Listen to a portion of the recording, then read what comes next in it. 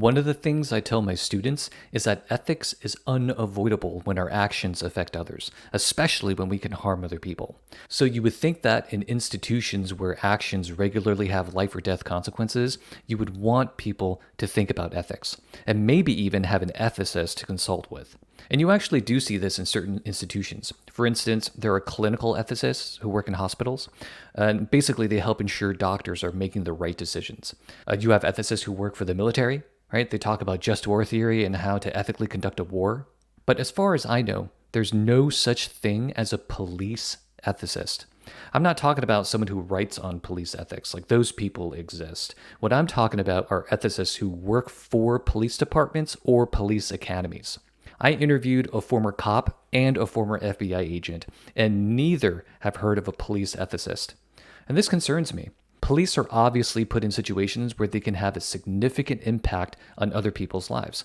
I think we can all acknowledge that. I mean, some of the biggest news stories have been about police killings, right? So we think the necessity of ethics in police work is indisputable. Now, I don't know exactly what this kind of ethicist would do. Like, I don't know what the day-to-day would look like. It's going to be different than what clinical ethicists do, given the nature of the work. Let me explain what I mean by that.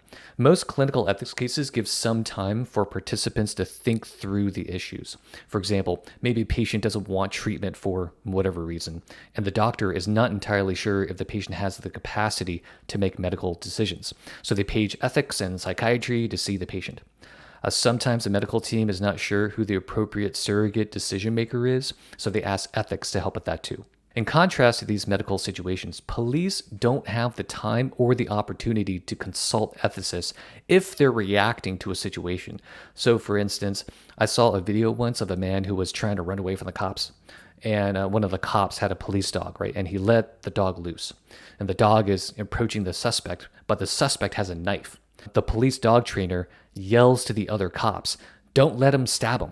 And then the other cops shoot the suspect before he can stab the dog. In that situation, there was no time to think about the ethics. Like you can't page an ethicist and ask them what the right thing to do is.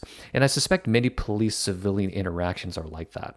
I'm reminded of a scene from the show Watchmen, where this cop makes a traffic stop and he has evidence that the interaction is dangerous.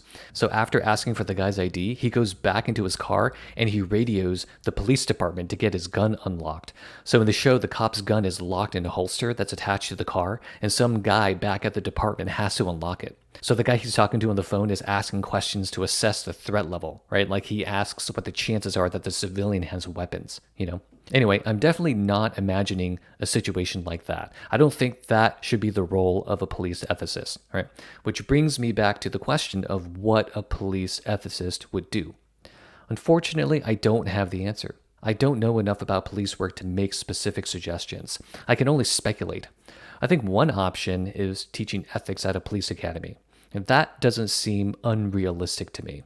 Basically, anytime the police have the space to think about what they should do, an ethicist could weigh in, but I'm not sure what cases those are, right? This is where I'm going to have to leave it to someone else to pursue, perhaps a police chief who's interested. There's got to be an important role for an ethicist at a police department. It's hard for me to imagine how there couldn't be. Police are given a lot of discretion when they do their jobs, and their actions can have life-altering effects.